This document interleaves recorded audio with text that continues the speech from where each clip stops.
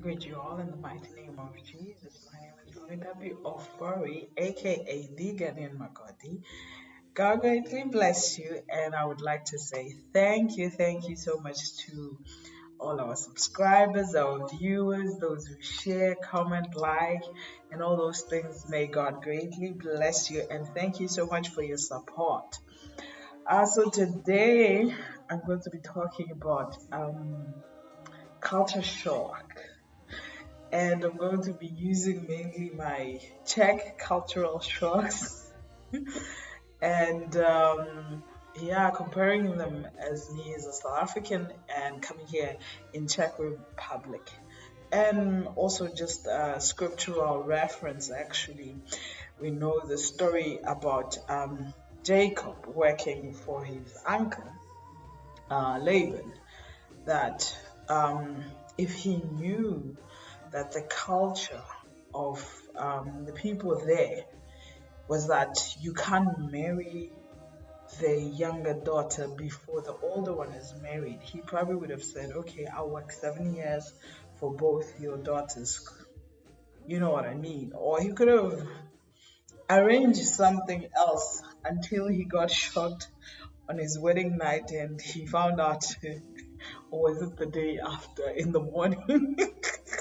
He found out that this is not his wife, it's the sister, the one he didn't want, and all those things. So cultural shocks, they are always there.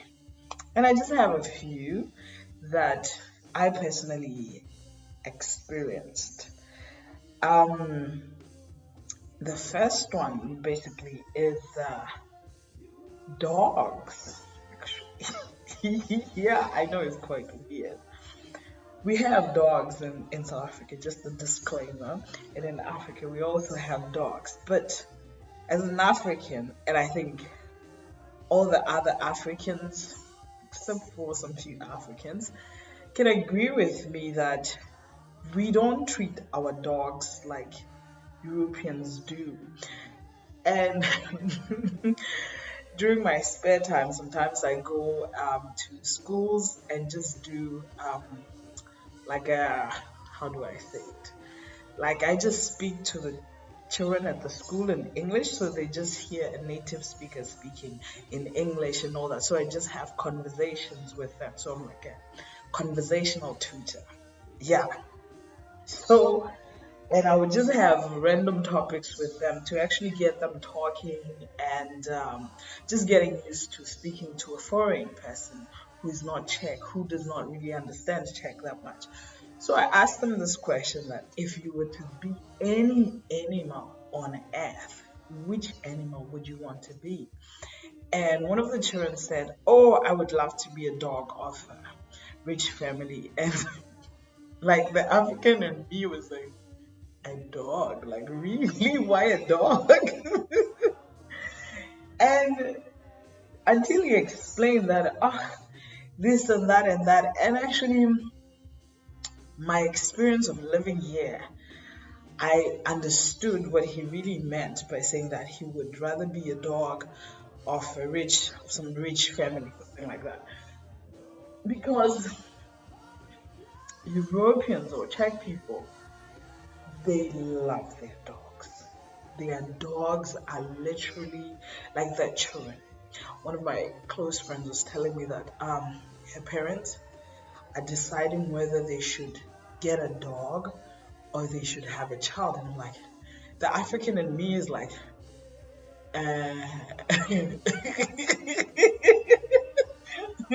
really? Because, I feel like it's a dog. And I had to threaten most of the children in the class with like, you dare not name your child, your dog after my name. Because for them, their dogs are just like other human beings. So the dog would just have like a normal somebody's name. They can literally name a dog Rebecca. Imagine you go to somebody's house and they're like, Rebecca, Nelly, come here. It's somebody's dog. I'm like, please, I don't want to hear anybody saying that their dog is Tappy. If you do that, Yeah, I will not tell you what I will do, but really, I will not be happy. And apart from that, coming to food and dogs, you know, the way they have that close relationship with their dogs, they can literally use the same fork they use to eat to feed their dogs. And one of my friends was saying that, oh, don't give the dog um every bones. You need to give them the soft bones. I'm like, dogs in Africa eat every kind of bones. In fact, the bones that you can't chew, you give them to the dogs. But in Europe, the dogs, yeah, they get the special bones, special treatment, and all that. And still on food and dogs, during summer, you will see one of the most disturbing things for me as an African, actually. I still cannot, like, it does not resonate with me at all. You will see people buying ice cream and they lick the ice cream and they give it to their dog to lick and they finish off the rest. I'm like, and it's quite normal. Not that I've seen actually a couple of people doing that. And the first time I saw it, I said, I actually took a video because it was beyond shock. I'm like, who would do that? I would. That is one cultural shock. Dogs. Yes. And the second cultural shock is the time changing. Time changing. I think in all the African countries, we don't have winter time and summer time. We have the same time all the time. You know what I mean? Even though the time changes actually has a lot of advantages and some disadvantages, like especially during summer, like literally the day is long. It starts to get dark around 8 9 p.m. So that means all that time you can be doing whatever you want to do, go wherever you want to go. Yeah, so it's it's a plus. And the weather is also beautiful during that time. In fact, Czech Republic has two extreme weathers. During summer, it is like grilling hot, like Limpopo hot. I'm from Bumalanga, Bushbuckridge, so I know the hot, hot, hot, the hot, hot, hot. That is the kind of hotness that Czech Republic has. And during winter, hey, Jesus. In fact, I usually say that winter in Czech Republic starts in October until the following year in March, end of March to be precise. Not just March, but end of March, because the time changes actually happens at the end of March. It changes to summertime. From there until that's the last Sunday of the month. It changes there. And then last Sunday of the month in October, it changes to winter time. So for me, once that starts in October, or once October starts, that's winter for me until March. And yeah, you do the maths. How many months are those ones? That is winter, but Czech people will not agree. They will tell you that they have 3 months of winter, I think, which is December, January, and February. But anyway, winter starts from October. Yes, from then you start wearing your jackets. Just that you will, the jackets go with levels. My small advice: do not visit Europe around February, January. Do not, because it's beyond cold. especially Czech Republic. I don't know about other European countries, but Czech Republic is can get extremely cold, like the coldness, Canada kind of cold, like, hey, in fact, it gets so cold that you literally want to leave your eyes open and cover everywhere, your ears, your nose, your lips, yeah. And personally, I do not like that kind of winter, but anyway, I don't have a choice because somehow I'm in this country and I must live here and enjoy it and not complain. Okay?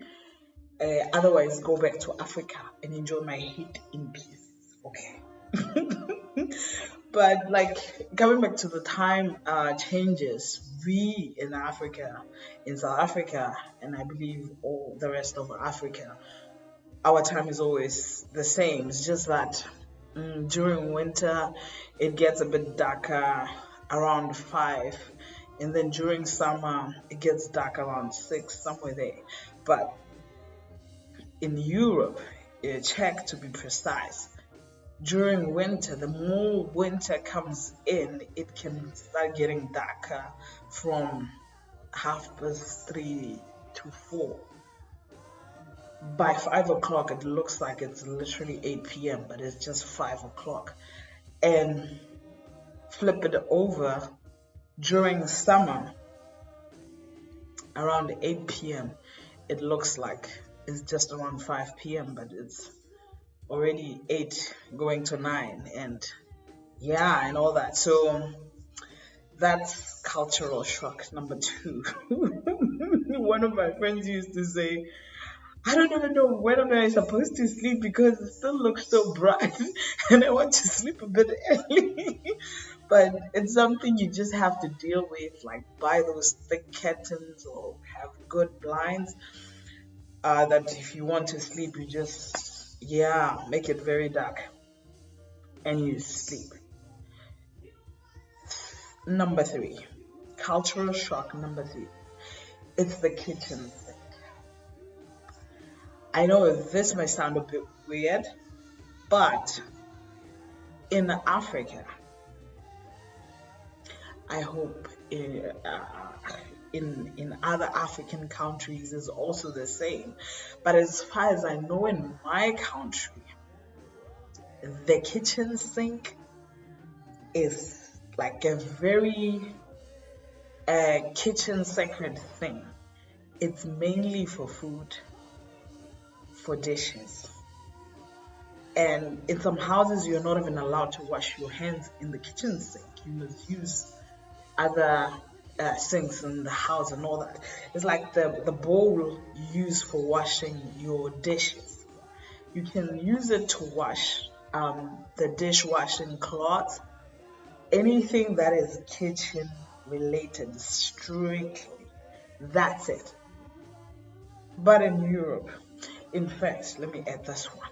In Africa, you can even use your kitchen sink to defrost your meat there, put your meat there, put the lid, the propping thing to block the water, put your chicken there, defrost it there. Because the kitchen sink is for kitchen only. Europe, hey! In fact, if the bathroom sink is smaller than the kitchen sink, people can literally wash their laundry in the kitchen sink. So, in fact, let me even share an experience I had, a personal one. I had a housemate. This housemate, if somebody in the house is occupying the shower, the bathroom, and she's about to go to school or to work, she is going to brush her teeth in the kitchen sink. Kitchen sink, kitchen sink, okay? Brush her teeth there, rinse her face, whatever, and go to school. So, for me, hey, since then, I'm terrified of kitchen sinks in Europe as a whole. because people can even spit inside there. They can, so I don't trust any kitchen sink at all. If I see somebody rinsing their meat, they put it there inside. I'm like, hell no. From what I saw there, no ways. I do not trust any kitchen sink unless if it was bought brand new and I saw it being installed and I know that this one is brand new, then I can trust it. Otherwise, I do not trust any. In fact, even if I wash it, I still do not trust it. That's it. Out of that one. And then another one. This one is a more. It's a more. I think the rest that I'm going to be sharing, they are going to be more relatable for South Africans. So the first one is KFC. So I'm going to share my personal story. So what happened to me when I went to KFC for the first time here in Czech Republic. In South Africa, we have what we call KFC Streetwise 2. Um, yes, the South African. If you don't know what a Streetwise 2, just Google Streetwise KFC Streetwise 2. Yes, South Africa. They will show you what's inside there. So I came here. I went to the people. I found somebody who was speaking English there. I said I want KFC Streetwise 2, and the lady was Streetwise what? I said Streetwise 2. Oh my goodness! With all confidence. And the lady, like, she can speak a bit of English. It's like, you know what? I think in this case, my English is not Englishing enough. Let me get another colleague. She goes there, gets another colleague. The colleague comes and is like, what did you say? I said, I want KFC Streetwise 2. He's like, you want 2 stripes? I'm like, no, I want Streetwise 2.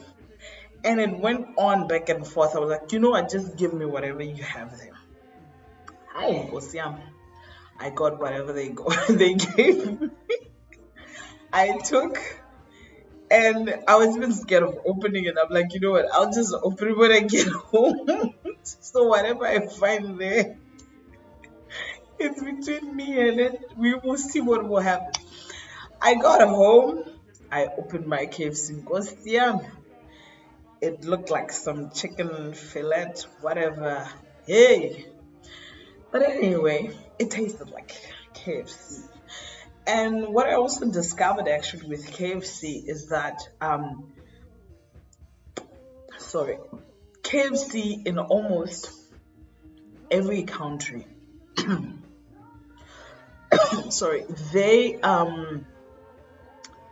they tailor make their food based on that country.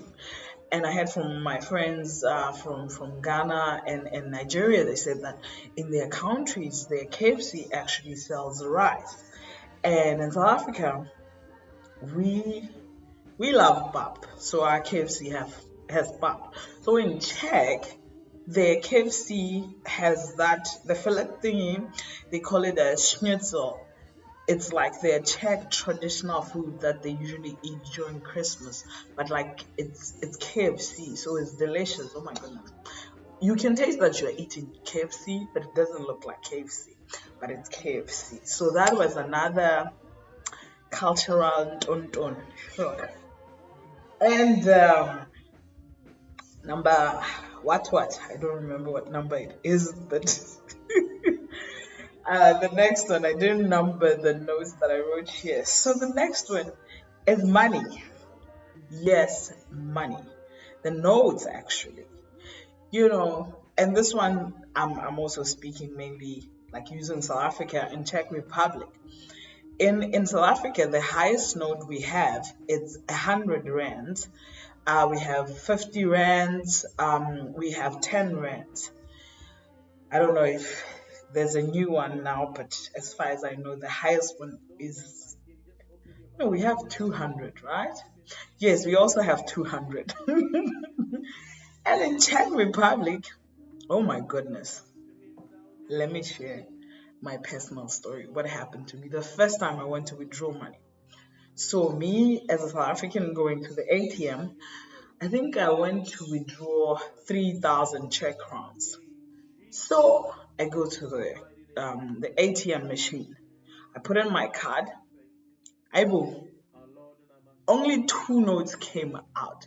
I am withdrawing 3,000 Czech crowns. Only two notes came out. The South African and me, I was like, oh my goodness, the machine took my money. Not knowing that Czech had their highest note is a 2,000 Czech crowns. So they have 2,000 notes and they have 1,000 notes. So literally 2,000 and 1,000 came out and made my 3,000 Czech crowns that I was withdrawing. Even though my heart almost stopped, like, God, what happened to my money? Because as a South African, if you're withdrawing 3,000 rands, a lot of money is going to come out, unless if it's 200 rands, that the 200 rands notes come out, then you know that okay, the money would be a bit smaller, but 3,000 you're going to be carrying a lot of money. So their biggest notes is 2,000 Czech crowns, 1,000, and they also have 500 Czech crowns. They have 200 Czech crowns, and then the smallest one is 100 Czech crowns. So this really, it scared me. I don't know whether it was a cultural shock or a money shock or whatever it is, but it shocked me that how can this money be like this, And I think it's just, maybe I should have Googled some of these things, but anyway, And also feel free to share in your own cultural shocks, maybe like if you want me to add even more cultural shocks, because now I just added only these ones because they were the first one that came to mind when I was just thinking about cultural shocks. So if you have other things that you want me to maybe talk about in terms of cultural shocks or whatever the situation might be. And then the last one is the zebra crossing line and the traffic lights. I think this one I'm speaking for most African countries. In Africa, we don't really respect the traffic light is red. In fact, there are places where if you say, I'm going to respect the traffic light and wait, you might wait until God knows what happens. And you won't go anywhere because the drivers themselves, they don't even respect. Or the traffic there is just always there. So you just have to pass around the cars somehow. Otherwise, you will just be there. Because, But here, they respect it. I remember, I think my first year when I came here, I've been in this country. This year is 9 years now. Yes, my first year, I saw one man, he crossed the street while the traffic light was red. A pedestrian, not a driver, a pedestrian crossed the street while the traffic light was red. The policeman was there, those Metro and Dondon, approached him and gave him a ticket. I said, what? So,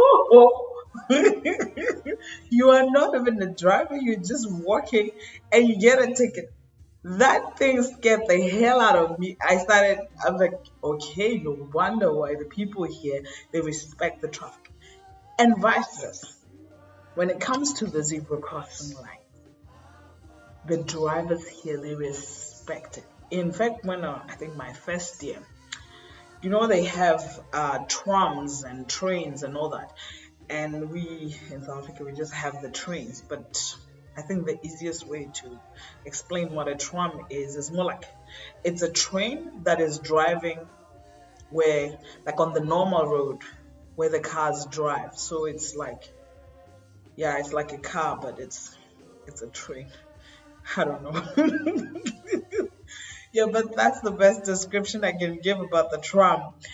And so I was supposed to cross where there was like the zebra crossing lines. And this tram actually is tram one. And those who know tram one in Brno is one of the biggest trams. It's always big and always full. The tram driver stopped for me so I could cross. I said, me. I ain't about to die right now. Hail to the no. I said to him, go, Baba. No, no, no, no, no. I'm not coming to this foreign country to be killed by a whole tram. And the man, he was very patient. They, he was like, literally, go, pass, pass, so I can move. I said, no way. No, no, no, no. I ain't trying that. Not today. Hail to the no. Actually, I did not try. I did not cross because I was like, a whole train is stopping for me to cross. No, no, no, no, no. Until I actually got used to that it is very normal for the tram, like the tram literally behaves like a normal car or a normal bus and all that. So it can stop where it has to stop and wait for people and all those things. It can give you priority. I mean, you're thinking hundreds of people are inside that tram and they're all waiting for this small girl to walk, you know. And it actually really scared me. I did not try it. I was like, no. Mm-mm-mm-mm. But yeah, now I can cross, even though part of me sometimes is like, no. Because you know, some of these things, if you actually get used to them and you go to Africa, you might die very soon. So I'm like, no.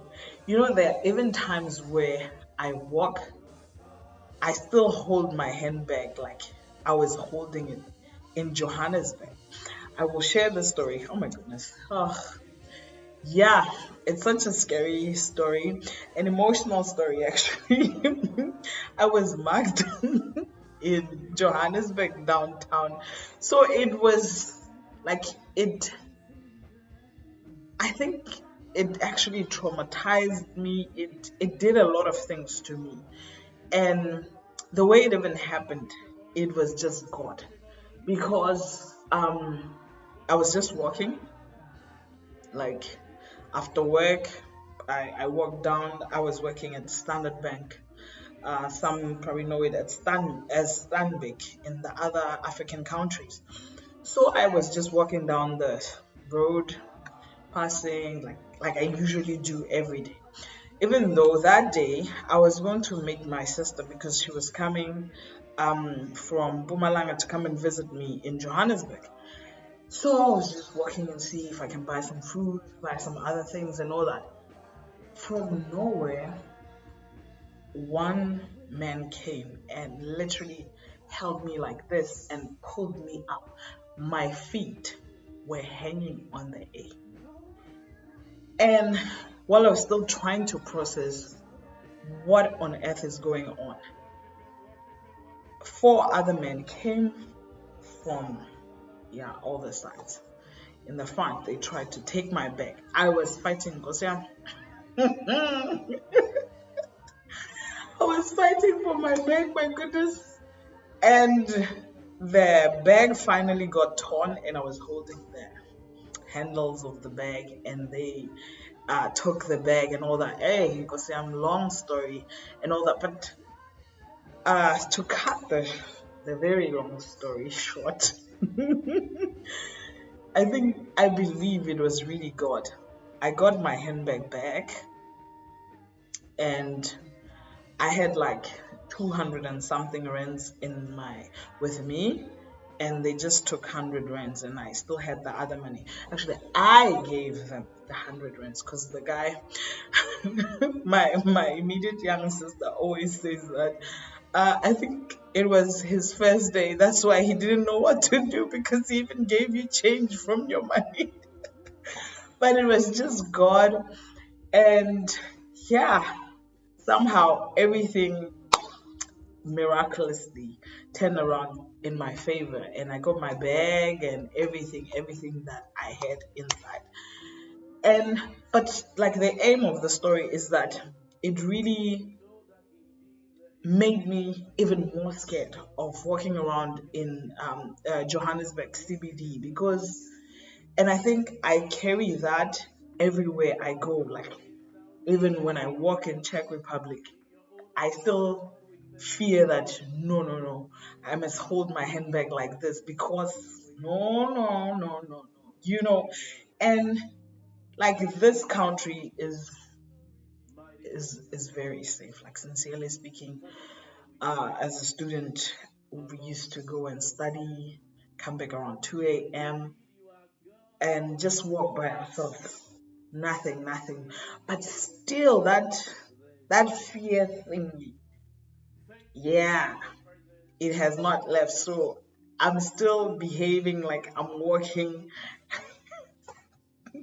in Johannesburg CBD.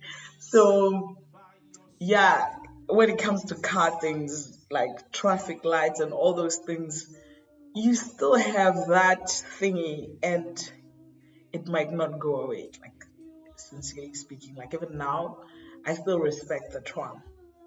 If I have to cross traffic lights, the zebra crossing light, and I see the tram, I'm like no.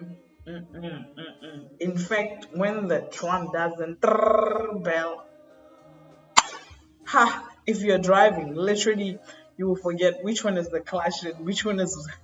You know? So no, no, no, no, no. I trust it. Like I still have that South African thing in me, and I don't think it will go away. But yeah, God will help us. And I think just the last one, I think like going back to the Word of God with cultural shocks. Another person who had a cultural shock was the Samaritan woman.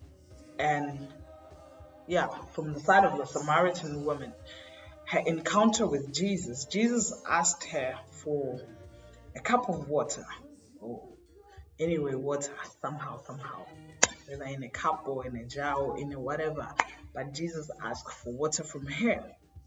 And she, being a Samaritan woman, she knows that Samaritans are seen as outcasts by Jews. And here is a Jew asking her for water. And like when you read the story of John, the story in the book of John, chapter 4, you can really see that like she's not really understanding this kind of thing. So like you are not the only one. If you go to a different country or different place and you just see things being done differently, these things, they were there in the scripture, they are also still even here. Like there's some food things that when it gets mixed, you just go like, no, I am okay.